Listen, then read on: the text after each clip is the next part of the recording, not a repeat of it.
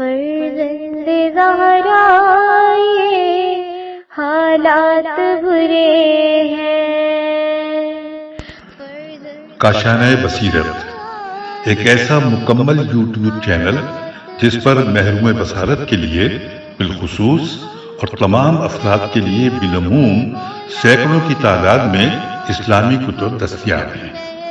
لہذا گزارش ہے کہ آپ اپنی ذمہ داری نبھاتے ہوئے کاشانۂ بصیرت کو سبسکرائب کرنے کے ساتھ ساتھ بیل آئیکن کو پریس کیجیے تاکہ آپ علم کے حصول کے ساتھ ساتھ مذہب اہل بیت کی اشاعت میں بھی اہم کردار ادا کرتے رہیں۔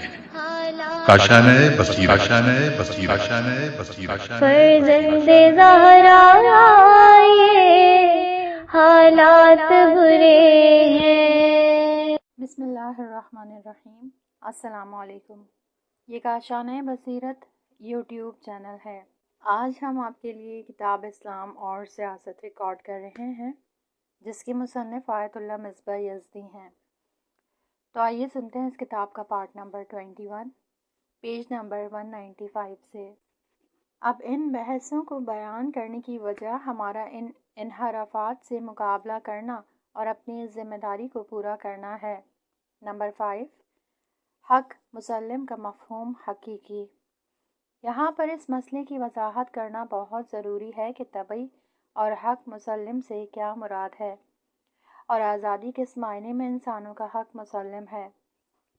جن ضروریات کا انسان کی طبیعت تقاضا کرتی ہے اس کو حق طبعی کہا جاتا ہے۔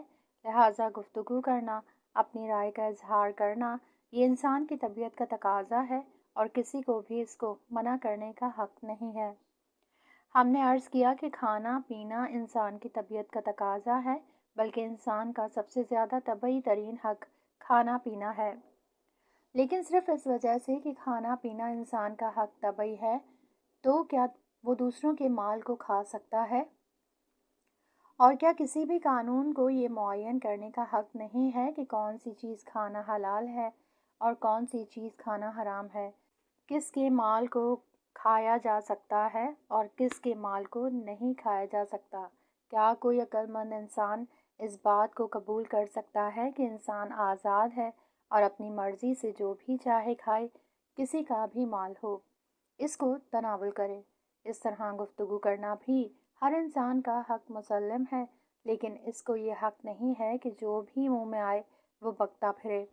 جس طرح قانون کو یہ اجازت ہے کہ وہ یہ کہے کہ کیا کھائے اور کیا نہ کھائے، جس طرح دین کو یہ حق حاصل ہے کہ وہ یہ کہے کہ خنزیر کا گوشت یا الکحل والی چیزوں کو نہ کھائے، جبکہ کھانا پینا انسان کا طبعی حق ہے۔ گفتگو کے بارے میں بھی اسی طرح ہے۔ گفتگو کی قسم، زمانہ اور جگہ سب قانون معین کرتا ہے جس کو تقریباً تمام دنیا نے قبول کیا ہے، لیکن مغربی حضرات دین کے سلسلے میں کہتے ہیں کہ جو چاہیں کہیں، کیونکہ دین ایک ذاتی امر اور ایک سلیقہ ہے، انسان کی حقیقی زندگی سے اس کا کوئی ربط نہیں ہے، بلکہ انسان کے خدا سے رابطے کا نام دین ہے، اور خدا سے یہ رابطہ مختلف طریقوں سے ہو سکتا ہے۔ انسان کوئی بھی طریقہ اپنا سکتا ہے۔ یہ دین بھی صراط مستقیم ہے اور وہ دین بھی صراط مستقیم ہے، بت پرستی بھی صراط مستقیم ہے اور اسلام بھی صراط مستقیم ہے۔ لیکن اسلام کا یہ نظریہ نہیں ہے۔ کس اسلام کا؟ اس اسلام کا جس کو حضرت محمد صلی اللہ علیہ وآلہ وسلم 1400 سال پہلے لے کر آئے تھے، نہ کہ باب اور مارٹن لوتھر جیسے کذاب لوگوں کا اسلام۔ پھر ہم تو اس اسلام کی بات کرتے ہیں جس کو حضرت محمد بن عبداللہ صلی اللہ علیہ وآلہ وسلم لے کے آئے ہیں۔ نمبر 6، اسلام کی حقیقی قرات اور اس کا صحیح مطلب۔ بعض لوگ کہتے ہیں کہ ہم بھی اسلام کو مانتے ہیں، لیکن اس اسلام کی مختلف قراتیں ہیں۔ آپ ایک قرات کو بیان کرتے ہیں تو کچھ لوگ دوسری قرات بھی بیان کرتے ہیں۔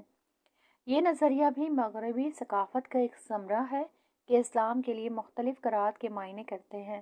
جیسا کہ ہم نے پہلے بھی عرض کیا کہ کینیڈا میں چند سال پہلے عیسائیت کا ایک فرقہ بنا اور اس فرقے کے پوپ سے سوال کیا گیا کہ ہم جنس بازی کے بارے میں آپ کا کیا نظریہ ہے، تو اس نے جواب دیا کہ اس وقت تو میں اپنی رائے کا اظہار نہیں کر سکتا، لیکن میرا یہ مشورہ ہے کہ انجیل کو دوبارہ پڑھا جائے، کیونکہ توریت اور انجیل میں اس کام کی سخت مذمت کی گئی ہے، جس طرح اسلام نے بھی اس کی مذمت کی ہے۔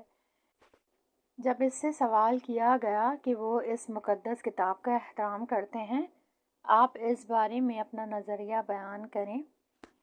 وہ اگرچہ ہم جنس بازی کا حامی تھا، لیکن صاف صاف بیان نہیں کر سکتا تھا، تو اس نے جواب دیا، انجیل کا پھر سے مطالعہ کرنا چاہیے۔ اس طرح یہ لوگ بھی کہتے ہیں کہ اسلام اور قرآن کی دوبارہ قرأت کی جائے۔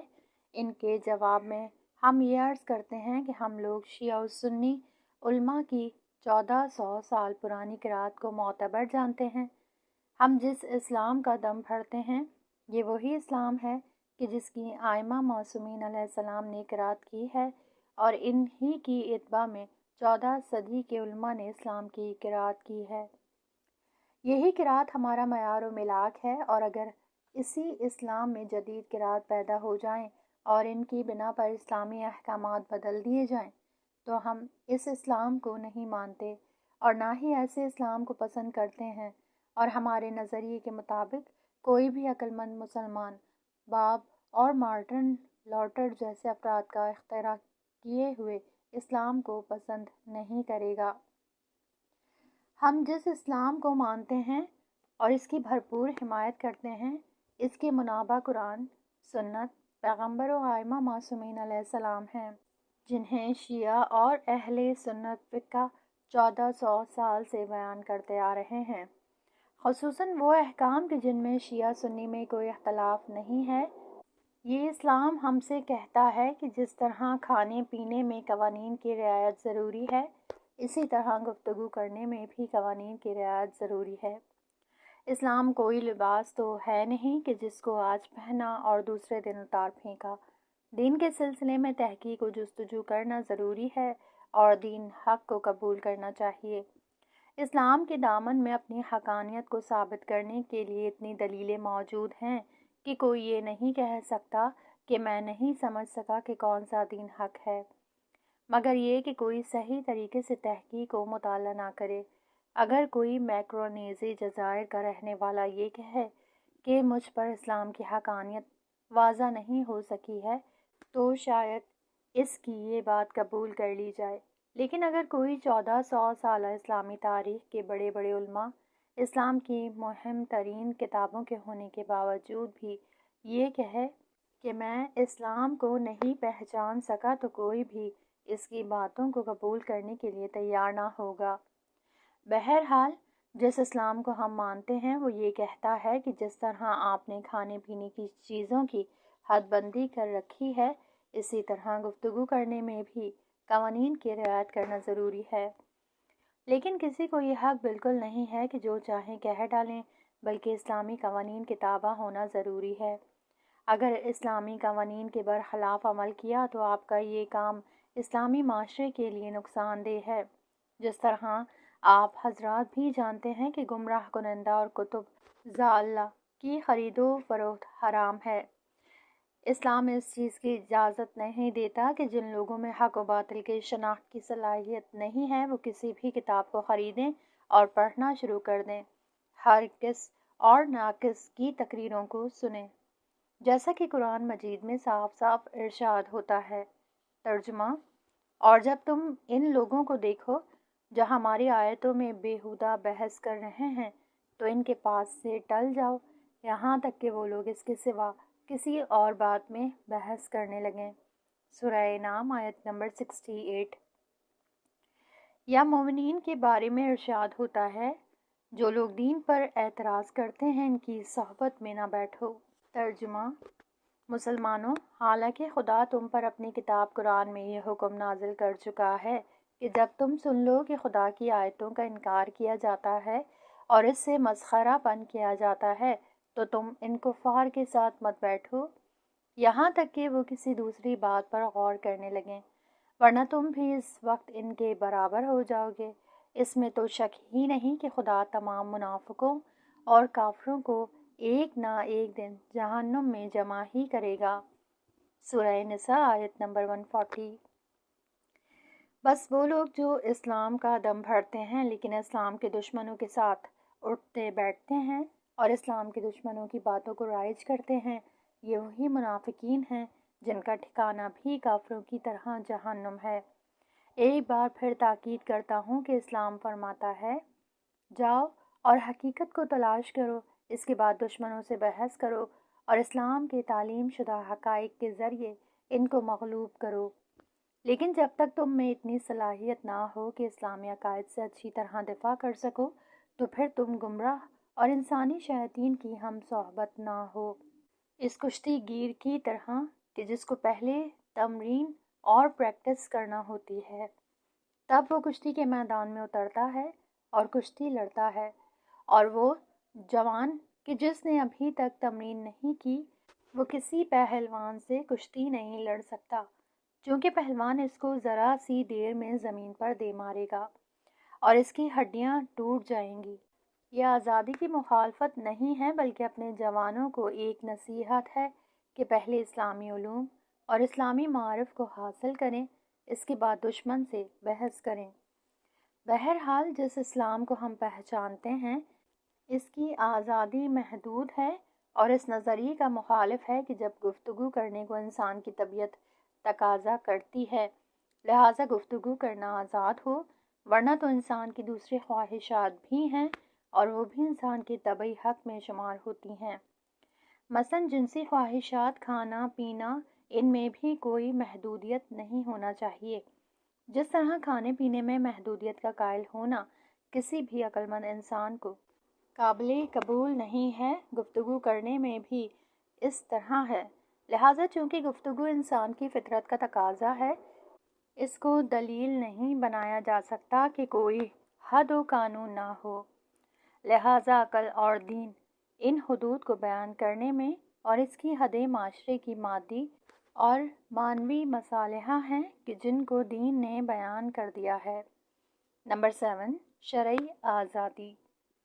شاید آپ حضرات نے اخباروں میں پڑھا ہو کہ بعض لوگوں نے ہماری باتوں پر اعتراضات کرتے ہوئے کہا ہے کہ فلاں صاحب مغالطہ کرتے ہیں، ہم آزادی کو مطلق نہیں کہتے، ہم تو یہ کہتے ہیں کہ کچھ جائز آزادی ہونا چاہیے۔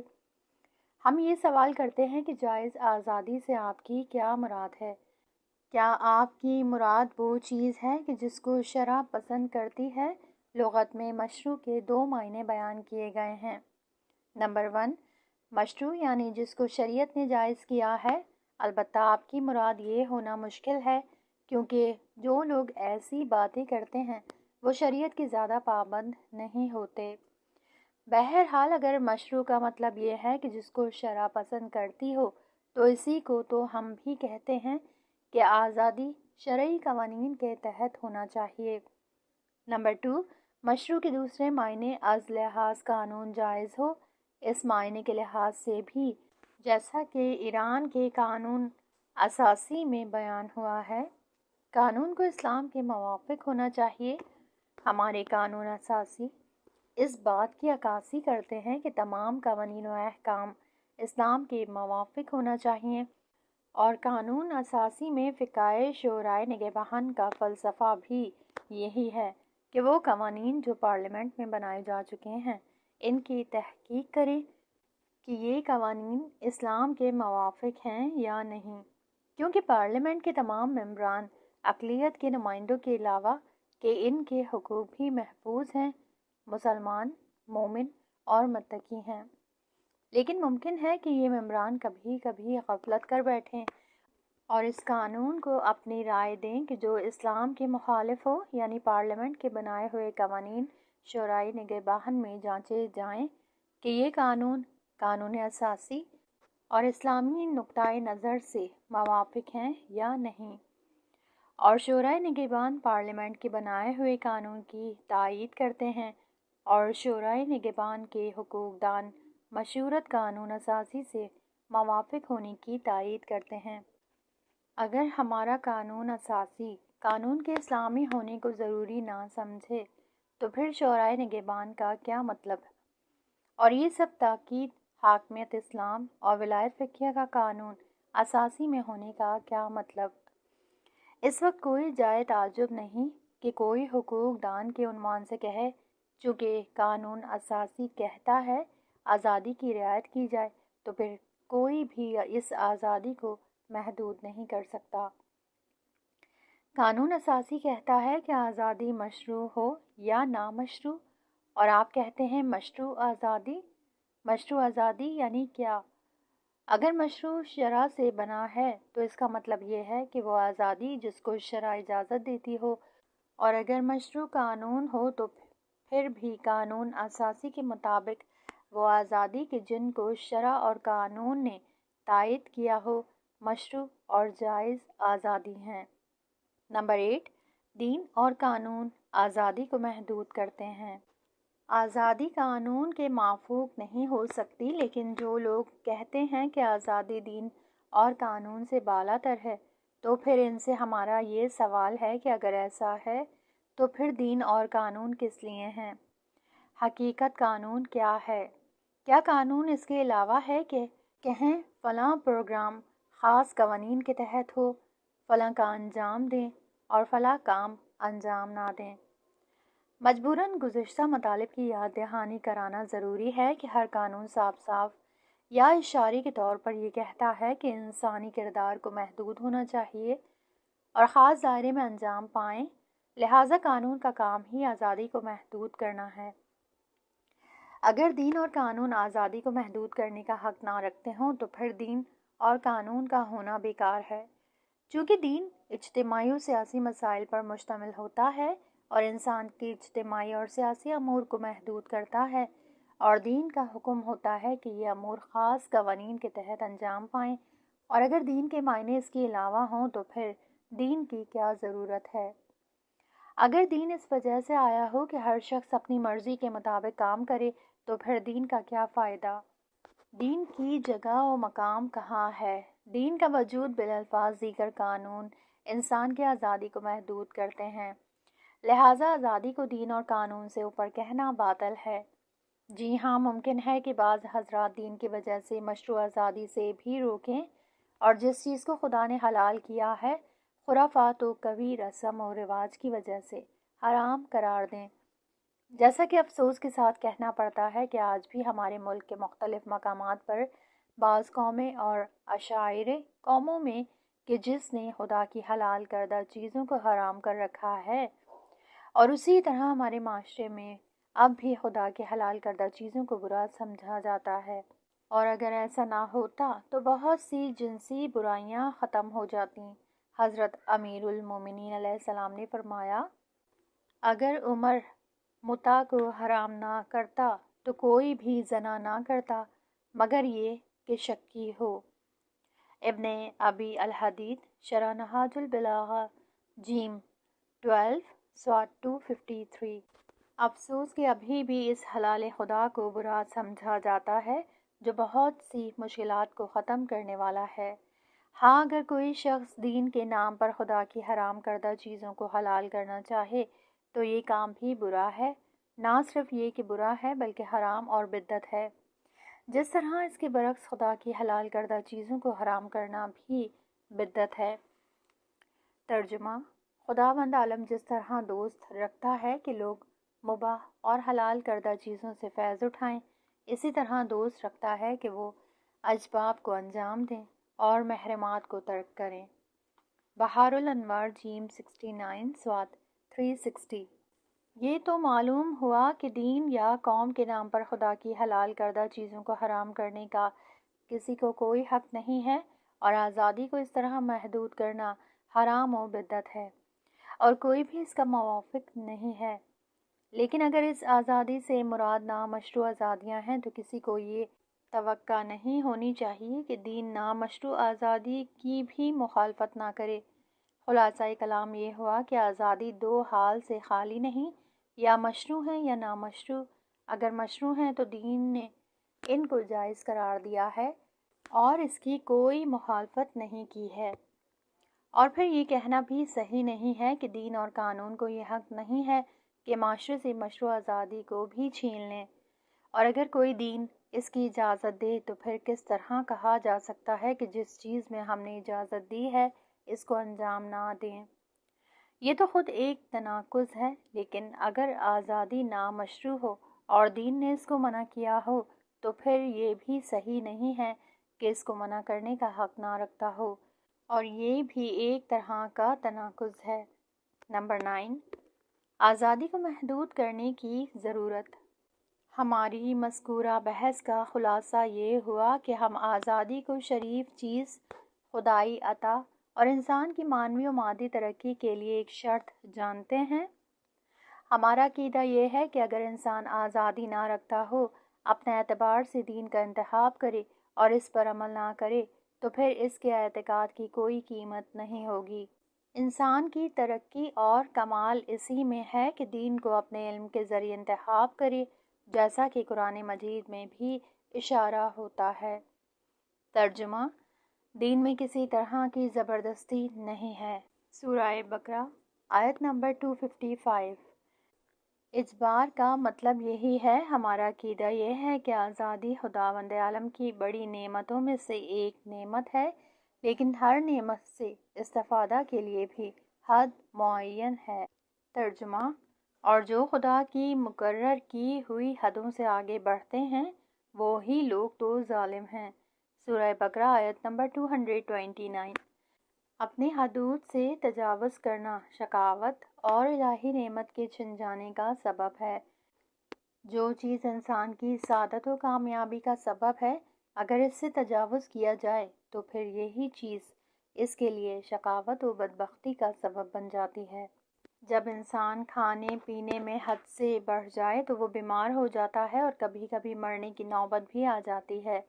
جنسی شہوت کا ہونا بھی ایک خدا داد نعمت ہے۔ وہ جب اپنی حد سے بڑھ جاتی ہے تو پھر معاشرے میں برائیاں پھیل جاتی ہیں اور کبھی کبھی معاشرے کی ہلاکت اور خطرناک بیماریوں میں مبتلا ہونے کا باعث ہوتی ہیں۔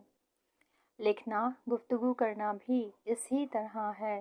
ہمیں اس چیز کا حق نہیں ہے کہ صرف اس وجہ سے کہ انسان کی طبیعت گفتگو کا تقاضا کرتی ہے لہٰذا جو چاہیں کہیں، جبکہ ان تمام چیزوں میں حدود کی رعایت کرنا ضروری ہے۔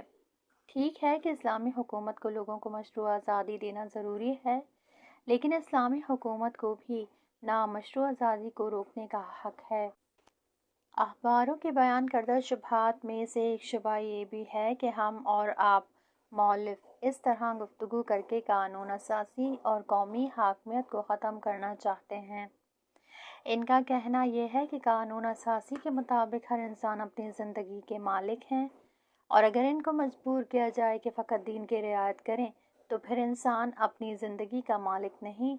واقعاً یہ شبہ بڑا ہی فریب دینے والا ہے۔ ہم ان کے جواب میں یہ عرض کرتے ہیں کہ کیا قانون اساسی میں صرف اس چیز کو بیان کیا گیا ہے؟ کیا اس قانون اساسی میں یہ نہیں ہے کہ حاکمیت و حکومت کا مالک خدا ہے؟ کیا اس قانون میں یہ نہیں ہے کہ معاشرے میں وہ قانون جاری ہوں جو اسلام کے موافق ہوں؟ کیا یہ چیزیں قانون اساسی میں نہیں ہیں؟ کیا صرف قانون اساسی میں یہی ہے کہ لوگ اپنی زندگی پر خود حاکم رہیں؟ ممکن ہے کوئی یہ کہے کہ یہ قانون اساسی کی یہ دو باتیں آپس میں ٹکراتی ہیں، لہٰذا ان کے لیے تفسیر اور کسی راہ حل کی ضرورت ہے۔ لیکن اگر واقعاً غور کیا جائے تو ان دو باتوں کو سمجھنا آسان ہے۔ جب پہلی اصل میں یہ کہا جاتا ہے کہ حاکمیت اور حکومت کا خدا مالک ہے، اور دوسری اصل میں یہ کہا جاتا ہے کہ انسان اپنی زندگی پر خود حاکم ہے، تو اس کا مطلب یہ ہے کہ لوگ خدا کی حاکمیت کے زیر سایہ دین زندگی پر حاکم ہیں۔ لہٰذا اسلامی معاشرے کے علاوہ کسی کو یہ حق نہیں ہے کہ وہ اپنا مذہب اور اپنا قانون ہم پر تھوپے، یعنی امریکہ کو اپنا قانون ہم پر نافذ کرنے کا کوئی حق نہیں ہے۔ ہمارے افراد خود اپنے لیے مفید قانون کو ووٹ دیں، اور ہمارے افراد نے ہی اسلامی قانون کو اپنا ووٹ دیا ہے۔ ایک شخص اہواز یونیورسٹی میں اپنی تقریر کے دوران کہتا ہے، اگر لوگ خدا کے خلاف مظاہرہ کرنا چاہیں تو قانون کو ان کو روکنے کا کوئی حق نہیں ہے۔ کیا انسانوں کی حکومت کا یہی مطلب ہے؟ کیا قانون اساسی اس چیز کو کہتا ہے؟ اگر کوئی قانون اساسی کو نہ جانتے ہوئے اس طرح کی باتیں کرے تو کوئی تعجب کی بات نہیں۔ تعجب تو ان لوگوں پر ہوتا ہے جو خود کو قانون داں کہلاتے ہیں لیکن پھر بھی اس طرح کی باتیں کرتے ہیں۔ ممکن ہے کوئی یہ کہے کہ ہم نہیں مانتے کہ جو آپ کہتے ہیں وہی قانون اساسی ہے، تو اس کے جواب میں ہم عرض کرتے ہیں کہ اگر قانون میں کسی طرح کی پیچیدگی ہے تو اس کی مفسر شورائے نگہبان ہے۔ اگر آپ اس قانون اساسی کو قبول کرتے ہیں تو بھی یہ قانون آپ کو تفسیر کرنے کی اجازت نہیں دیتا اور پیچیدگی اور تعارض کے حل کو بھی خود ہی معین کرتا ہے۔ اگر آپ اسی قانون اساسی کو مانتے ہیں تو اس کی تفسیر شورائے نگہبان سے پوچھیے، وہ شورائے نگہبان جو اسلام و قانون اساسی کی محافظ ہے، اور یہ شورائے نگہبان احکام اسلامی کی محافظت کے لیے نہیں ہے۔ اس وقت اگر آپ کی تائید ہوتی ہے تو پھر آپ اسلام پر اعتراض کرنے میں حق بجانب ہیں۔ بہرحال جو کچھ ہم نے بیان کیا اسلام کے دشمنوں کے بعض شبہات تھے جو مکڑی کے جالے سے بھی ضعیف و کمزور ہیں، اور اسلام کے دشمنوں کے پاس ان سست اور کمزور باتوں کے علاوہ اور کیا ہو سکتا ہے۔ 16ویں نشست، پیج نمبر 203۔ قانون اور آزادی کے لحاظ سے الہی اور والہادی ثقافت میں فرق۔ نمبر 1، انتخاب کی اہمیت اور ہدف تک پہنچنے کے لیے قوانین کی آگاہی اور رعایت۔ اسلام کے سیاسی نظریے کے بارے میں بحث کے دوران مذکورہ نظریے سے متعلق اصول، موضوعات اور مقدمات تنبیہ کے سلسلے میں بہت سی چیزیں عرض کیں اور اس سلسلے میں کیے گئے اعتراضات کا جواب بھی دیا۔ اس وقت بحث کو آگے بڑھاتے ہوئے مجموعی اعتبار سے اس کا خلاصہ آپ کی خدمت میں عرض کرتے ہیں۔ اسلامی نظریے کے مطابق ہر موجود متحرک ہے، یا دوسرے لفظوں میں ایک ایسے مسافر سے تعبیر کیا جاتا ہے جو ایک جگہ سے اپنے سفر کو شروع کر کے اپنی منزل کی طرف آگے بڑھ رہا ہے، اور یہی آخری منزل اس کی سعادت اور آخری کمال ہے۔ زندگی کا طول و عرض ایک ایسے راستے کی طرح ہے کہ اصل مقصد تک پہنچنے کے لیے اس راستے کا طے کرنا ضروری ہے۔ اس سلسلے میں آپ حضرات کے سامنے ایک مثال پیش کرتے ہیں تاکہ یہ بات ہمارے جوانوں کے ذہنوں میں اچھی طرح بیٹھ جائے۔ فرض کریں کہ ایک ڈرائیور تہران سے مشہد جانا چاہتا ہے، لیکن اگر اس ڈرائیور کے ہاتھ پیر مفلوج ہو جائیں تو اس صورت میں یہ ڈرائیور ڈرائیونگ نہیں کر سکتا، یعنی ڈرائیونگ اس صورت میں کر سکتا ہے جب اس کا بدن اور دوسرے اعضاء صحیح و سالم ہوں اور ان پر قدرت و اختیار رکھتا ہو، یعنی جب وہ چاہے گاڑی کو دائیں بائیں موڑ دے یا ایکسیلیٹر یا بریک کو دبا سکے۔ اسی طرح انسان اپنی زندگی کے کمال کو حاصل کرنے اور ترقی یافتہ بنانے میں بھی آزاد اختیار، صاحب قدرت اور انتخاب کرنے والا ہے، ورنہ اس کمال کے راستے پر گامزن نہیں رہ سکتا۔ اسی وجہ سے خداوند عالم نے انسان کو انتخاب و اختیار کی قدرت دی ہے کہ وہ اپنی مرضی سے اس راستے پر قدم بڑھائے اور منزل مقصود تک پہنچ جائے، اور اگر ایسا نہ ہو تو پھر انسان اپنے مقصد تک نہیں پہنچ سکتا۔ لہٰذا یہ بات واضح ہو گئی کہ اگر کوئی شخص بغیر سوچے سمجھے اور بغیر اختیار کے اس کمال کے راستے پر چلے اور مقصد تک پہنچنا چاہے تو یہ اس کی غلط فہمی ہے۔ انسان کا آزاد ہونا اور قدرت انتخاب رکھنا ضروری ہے تاکہ اس راستے کو طے کر سکے۔ انسان جتنا انتخاب میں آزاد ہوتا ہے اتنا ہی اس کا کام ارزش مند ہوتا ہے، لیکن جس طرح ایک صحیح و سالم ڈرائیور ہونے کے باوجود کوئی گارنٹی نہیں ہے وہ منزل مقصود تک پہنچ ہی جائے گا، کیونکہ ہو سکتا ہے کہ بھول چوک یا جان بوجھ کر غلط راستے کا انتخاب کر بیٹھے اور کسی جبر و کراہ کے بغیر اپنے ہاتھوں سے اسٹیئرنگ گھما کر اور اپنے پیروں کے ذریعے ایکسیلیٹر کو دبا دے اور گاڑی کو کسی کھائی میں گرا دے۔ لہٰذا معلوم یہ ہوا کہ کسی مقصد کے لیے صرف انتخاب و اختیار کافی نہیں ہے، بلکہ علت تامہ کو حاصل کرنے کے لیے یہ شرط بھی ضروری ہے، یعنی ہماری اصطلاح کے لحاظ سے انسان کو سعادت اور کمال تک پہنچنے کے لیے ضروری ہے کہ رہنمائی کی علامت اور نشانیوں پر توجہ کرے اور ڈرائیونگ کے تمام اصولوں کی صحیح رعایت کرے تاکہ اپنی منزل مقصود تک پہنچ سکے۔ اگر کوئی شخص یہاں پر یہ ہے کہ میں جسم و جسمانیت کے اعتبار سے طاقتور بھی ہوں اور صحیح انتخاب کرنے والا بھی ہوں، لیکن میرا دل یہ چاہتا ہے کہ ڈرائیونگ کے اصولوں کے خلاف عمل کروں اور کسی کو میرے راستے میں رکاوٹ پیدا کرنے کا حق نہیں ہے۔ تو ایسی صورت میں اس شخص کو یہ سوچ لینا چاہیے کہ اس کے سفر کا نتیجہ ہلاکت ہے اور اس کا کسی کھائی میں گرنا یقینی ہے۔ لہٰذا انسان کو صحیح و سالم ہونے کے ساتھ ساتھ راستے کا علم بھی ضروری ہے اور قوانین کی رعایت کرنا بھی ضروری ہے۔ ٹریفک قوانین کی 2 قسمیں ہیں۔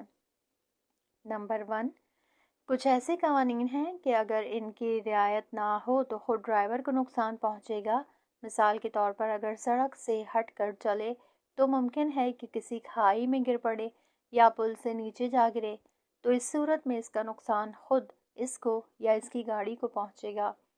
ایسے خطروں سے بچانے کے لیے ہوشیار کرنے والے بورڈ لگائے جاتے ہیں، مثلاً خطرناک موڑ کا بورڈ، یا بائیں طرف ڈرائیونگ کریں یا رفتار کم کریں وغیرہ، تاکہ ڈرائیور قوانین کے خلاف ڈرائیونگ نہ کرے اور احتیاط سے کام لیتے ہوئے صحیح و سالم اپنی منزل تک پہنچ جائے۔